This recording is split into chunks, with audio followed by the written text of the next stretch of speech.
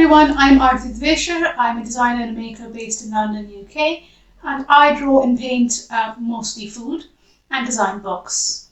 Today I'm going to crack open a new sketchbook. This is the C. White of Brighton A4 sketchbook, and I'm going to share with you my gouache swatch page, which is generally the first thing I do in most sketchbooks because it takes away the fear of making mistakes. So let's get started. So we have here C. White of Brighton. This was on the front, so I've already taken it off and stuck it inside so that I always know which sketchbook it was, because I don't want to lose that in case somewhere down the line I change the sketchbook I use. I want to be able to remember. So it is the C. White of Brighton sketchbook, Carnet de Croquis. It is an all-media acid-free cartridge paper. I mean, I'm sure you can read that, but I'm just going to read it out just in case. For pencils, pens, and brushes. And it is a really nice paper because it does not bleed through unless using a marker that does. For example, sometimes I find that Sharpies will bleed through if you do it really, really dark. It is A4, and usually I use a square sketchbook, so this is a departure for me. Let's see how it works, because I feel like I can scan this better if I need to. It is 140 grams per square meter and 92 pages in total. Now, it's sized for extra wet strength, and it is made in the UK. So here are all my gouache paints. So for the first swatch, what I'm going to do is I'm going to do a little round of all of these, and then jet black and permanent white. And let's get started. I'm going to use a small brush. This one is a Pro Art 1/8 inch Renaissance Sable. One of my favorites because it is square, but I can also use it as a round brush because it does come to a really nice point. So let's get started. I'm going to do it in order, just straight from the tube to start with, and then we'll see how that goes. So I'm going to leave a little space so that I can write what it was. And the first one, I use Winsor Newton Designer Gouache. I just started with this and I really like it, and I see no reason to change. I might try other gouaches at some point, but this one is fine for now. So let's just start with that.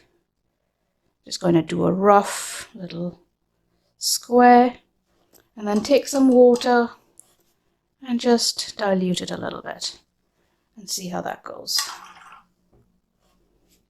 If anyone has any questions, just let me know. I will try and answer them.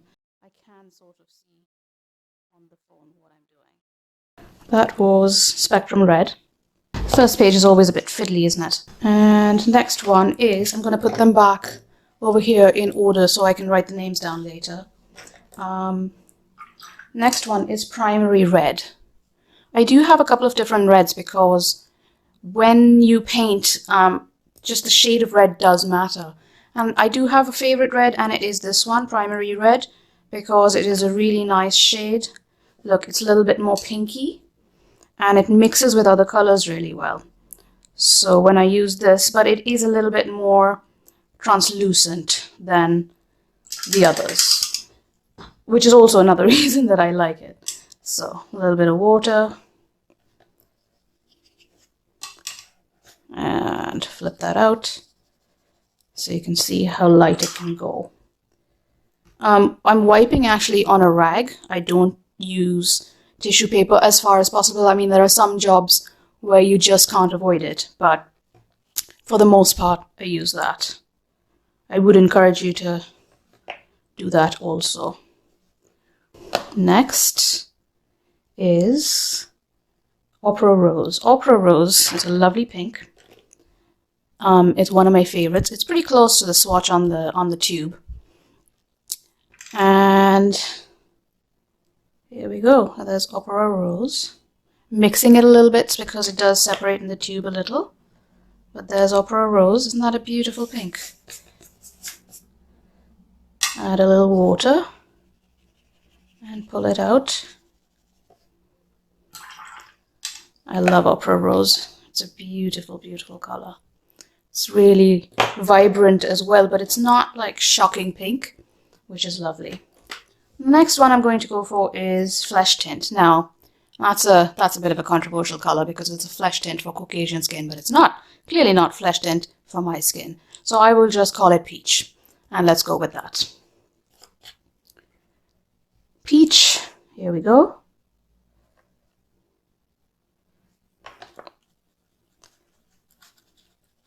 I use Peach mainly to tone down other colors. If I'm using the pink, I would rather use the Peach to make it a little lighter pink than use a white. It just gives it a bit of a richer tone. And I don't like using white because it does make it a little bit more opaque than I would otherwise like. Actually, maybe this one could pull out a little bit more. There. And the next color is Sepia. A very useful color again for darkening colors, for toning down colors, for making them a little bit more brownish, but not dirty brown, not mud brown. So that's how that color goes down. And let's add some. What I'm doing when I add the water is I'm just taking color from there and pulling it out, which I will fairly often do when I'm actually painting with gouache. So that was Sepia. And then this one is Neutral Grey. Neutral Grey, number 3. So I do like this one, again, for mixing with other colors. But grey is one of my favorite colors to use as a base to paint under other colors so that all the colors get the same tone, even though they may be dark or cool or complete different tones. But when you add the grey, it kind of like just makes it more even. It's like painting almost on a grey or a sepia paper. And that's really nice. So there we are. That's that. It might seem like I have a lot of colors, but some of them are quite almost empty, and I will not be replacing them because I found a better yellow, or I found a better green, or things like that. But some of these colors are pretty much my staples. I will always have them in my palette, and I'll show you that in a minute as well. So that's there. And then I've got yellow ochre. Yellow ochre, again, a color that everyone should have in their paint box. Very, very versatile. See, this one has separated a little bit in the tube, so needs a little mixing. Always make sure you have a really clean brush, because otherwise it's going to completely mess up your paint. So again, this is not completely opaque. I can make it more opaque if I mix a little bit of peach or if I mix a little bit of white in there. But I do find that it's not a true flat color. At least I don't know if other people have different experiences with it, but that has been my experience. But it's a lovely rich yellow, as you can see. And the thing with gouache is it also, some colors dry lighter, some colors dry darker. So it's nice to have a chart like this so you can see what the actual final color is going to be. Now, I probably should have done this a long time ago, but I've got new colors since I last did it. So here we are. It is Permanent Yellow Deep. This is the color replacement that I found for primary yellow. I prefer this. It's easier to get it flat color. Primary Yellow Deep, again, better for mixing. I do need to get a new tube of this one. But can you see what a lovely mango yellow it is? It is absolutely beautiful. So add a little water. And it comes down really almost to a really nice white sometimes. This one is Cadmium Yellow. Again, a slightly lighter yellow than the Permanent Yellow Deep. But again, a different shade. And it does different things in your painting. So again, why do I have so many different colors? They do different things. And also I like them. So, meh. There we go. That's that. Gouache dries really quickly, which is another thing I really like. So you can see those are already touch dry. I would wait a little bit before I put another color on top. But, oops, I have actually... See, this is the reason why I do this in my sketchbook first, because everybody has the fear of a new sketchbook and you drop things, and as I'm opening each lid, because I haven't opened them for a while and because I've already got them in my palette, which like I said I'll show you, some of them are a little bit cracked and need a little bit of adjusting, shall we say. So this one is primary yellow. Like I said, it's not my favorite yellow. It is a very limey yellow, and I can get this color by mixing other colors, so I'm not too keen on having it as a color by itself. See? It's a very lemony yellow, but it's not the kind of lemony yellow I like. So then we're transitioning to green. So this is the kind of green that I got because I couldn't get this green by mixing other tubes.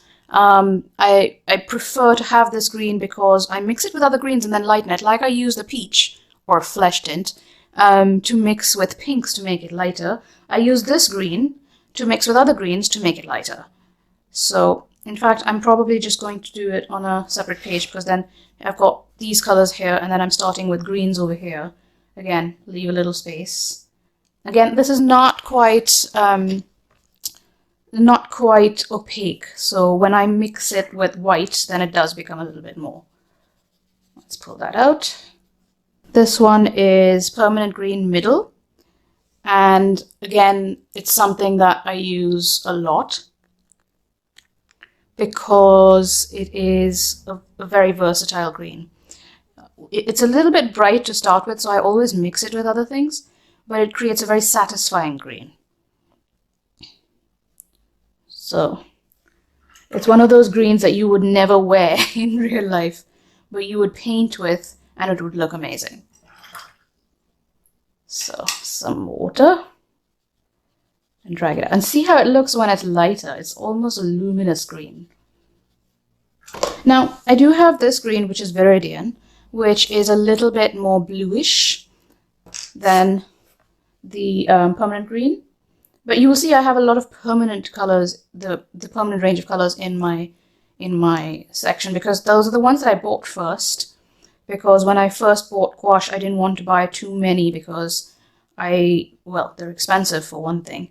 And I didn't want to buy the colors and then not use them because I like most artists, I do have a certain color palette that I use. And why waste? I mean, why waste colors? Like, I would probably never ever use a super bright pink other than Opera Rose, which is this one. I would probably never use pinks like that. I would not use purple so much. I wouldn't use, unless I was drawing like an aubergine or something, but that's a color I can mix. I don't really need a tube. And also storage is an issue. I don't really want to store so many. Here we have olive green. Olive green is one of a sentimental color because my dad was in the army and he wore olive green a lot, obviously. But it is also, again, a very soothing green.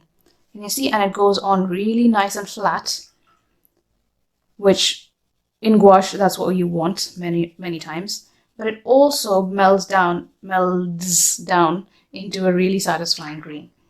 So you can see like this foresty green, and it's really, really comforting. This is oxide of chromium. This is actually one of the newer colors I've got, and I haven't used it a lot. But it is a nice green as well. It's kind of between the Viridian and the olive green. That's why I got it, because I wanted to see if I could replace the Viridian with this. So, and you see, it's more, I would call it more sap green, rather than, I don't know why they called it oxide of chromium. I guess that's why I need to do a little bit more research into why colors are called what they're called. The next one, now we're moving into the blues, and see, this is why I split it across the pages, because then you have the pinks and the yellows, and some of the greys and the browns, and then the greens and the blues. And clearly I have more greens and blues than anything else, because yellows, greens, and blues are my colors. That's what I like to use. And here's cobalt turquoise light. Again, a bit of mixing, because it has separated in the tube. And then that's cobalt turquoise. Turquoise, I don't know, people pronounce it differently. I say turquoise.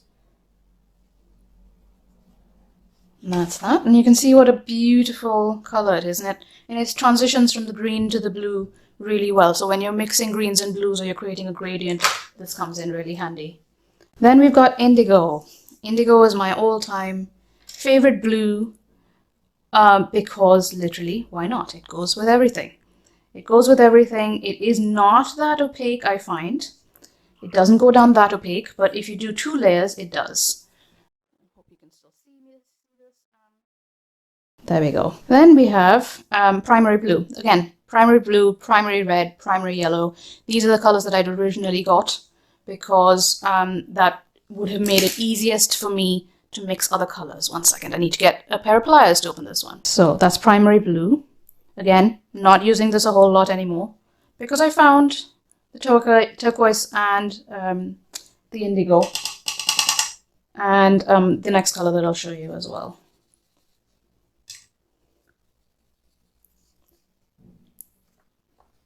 And the last color I have is ultramarine blue.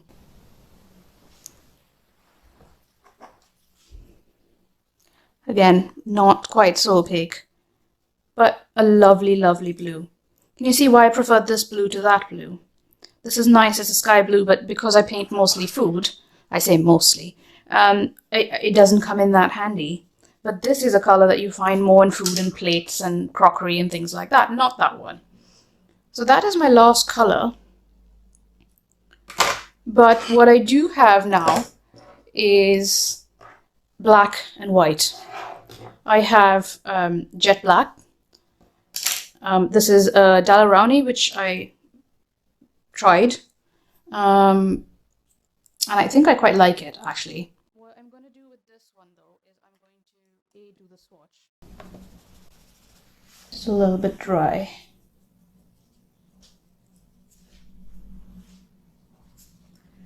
And then let's pull it out. There. Goes to a really nice gray. Right? And I also have a white, but what I'm not going to actually swatch the white. So now what I'm going to do is I've got my colors all spread out. I have my handy dandy old tin of pens. I'm going to just check if this one works. And the nice part about starting a new sketchbook is that because you're doing this page so that you don't feel like you've messed up, I can just check the Sharpie right here. And it does work. And I'm going to say Sharpie.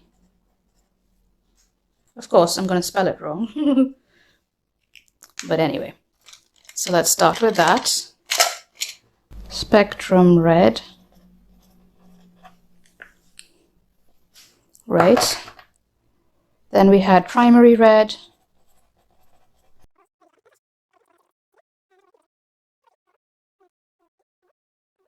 One would think that by this time I would remember the colors, but I just can't. I can remember the actual shade, so when I want to use it, I know which tube to pick up. But I can't for the life of me remember the colors.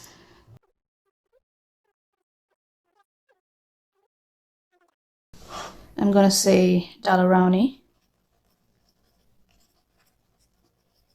And then put Winsor Newton here.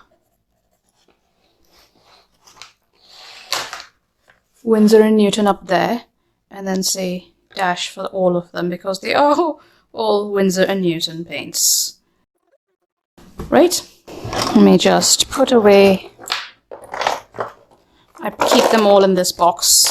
It just makes it easier for me to kind of tip them all in, shut them up, keep them airtight. Even if one of them is not properly closed, it stays nice and airtight. So here we have my color swatches, and that is the first page in my new sketchbook. Let me move that out of the way for a minute and show you my wet palette. This is my palette, so when you shut it, it is a stay wet palette, so it's got this little thing, and it doesn't, the colors don't go dry. So I have them in here, and then I have a little spray bottle that I use to just wet them again, about maybe a few minutes before I use it. I did do it earlier, but it has dried out a little.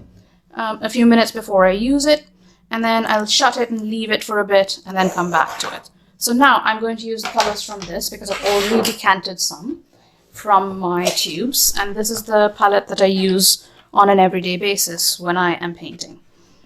And because it stays wet, I don't lose any gouache, I don't waste any. And I just find it really convenient because it travels well, it doesn't leak out. So now I'm going to change my brush. And I am going to use a nice flat brush from Dalarani. This is a synthetic brush, and I find that it works best with gouache because gouache does tend to mess up natural hair brushes. I'm not quite sure why it does that. Maybe because it dries so fast, but it's like even with acrylic. Acrylic messes them up really quickly too. So this is a size 12 flat shader. And it came in a set. So this one, this one, this one, and a few others. A thick one, a round one, angle shader. All of them came in a nice set. And I find that no matter how many brushes I have, I just use a few of them. I don't use all the brushes in my collection, and I'm sure some of you are like that as well. So let us now do a little swatch because I want to see how pencils work on this gouache. So let's start with red, Spectrum Red. I might not do all of them because I don't think I have all of them in my palette, and I'm clearly not using those colors anymore. So this is just a flat brush. I'm getting as flat a gouache layer as I can, right?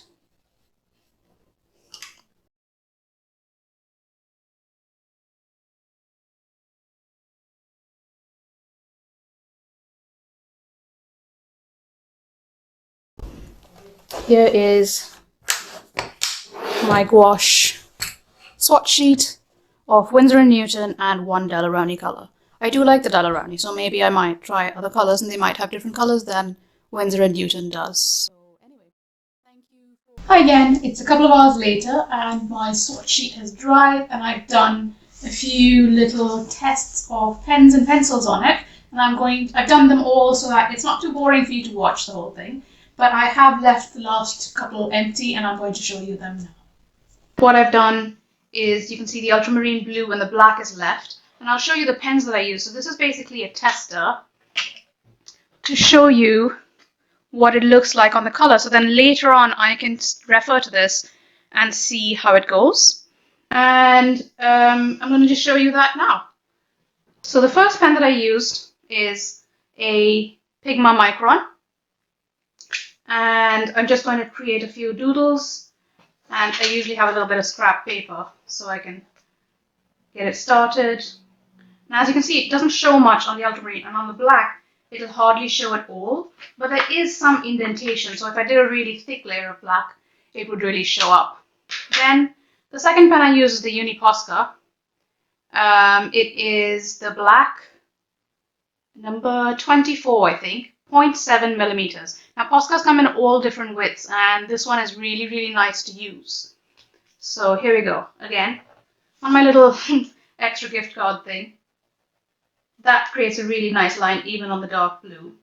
And on the black, actually, when it's grey, you can actually see it. So maybe I'll do it here a little bit.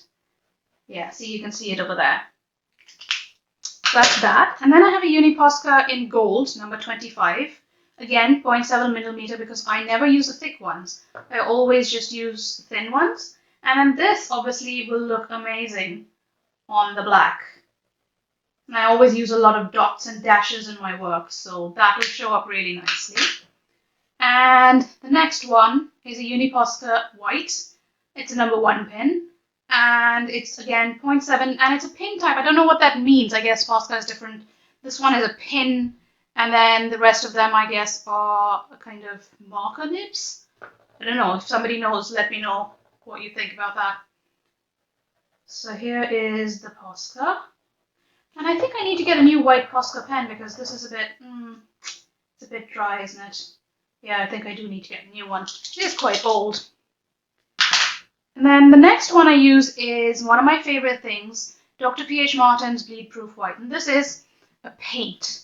And I use this with obviously with a brush, but you can also put it into, I think you can put it into, we used to have in uni, these pens that you used to dip into paint, and then you could create a line with them.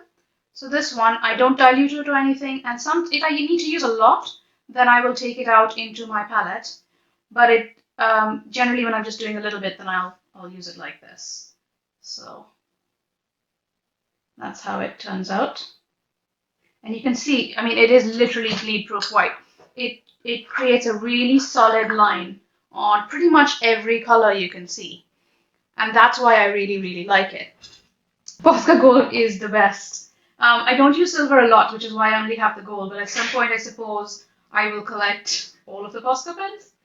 Oh, I seem to have missed out this one. So let me just quickly do the gold. Oh, how lovely it looks on the ultramarine. I might definitely use that in some sort of painting. So, let's see. Oh yeah, the white is drying out. Oh, so annoying. Might want to use that in my drawing today. And then the next thing I have is a Faber-Castell Polychromos pencil. I really like these because they don't smudge too much. They do smudge a tiny little bit, but they don't smudge so much that I need to use a need to use a fixative every time I use it. A black number 199, and 3 stars generally means I think the color fastness. So yeah, so let me just do that because again, like I said, I use this. Again, it's useless on the black, but it looks really nice on the gray. And then the white Polychromos, number 101, Faber-Castell again. And that, again, looks really nice. But can you see, it's not as opaque as the bleed-proof white. It's really, really a pale tone. So it's nice to give texture, but it's not great for outlines and things, for which I would use a bleed-proof white, or I'd use the Posca pen. So now that that is done, I'm going to turn the page and do a drawing, but I will share that with you in my next video. Thank you for watching. Bye.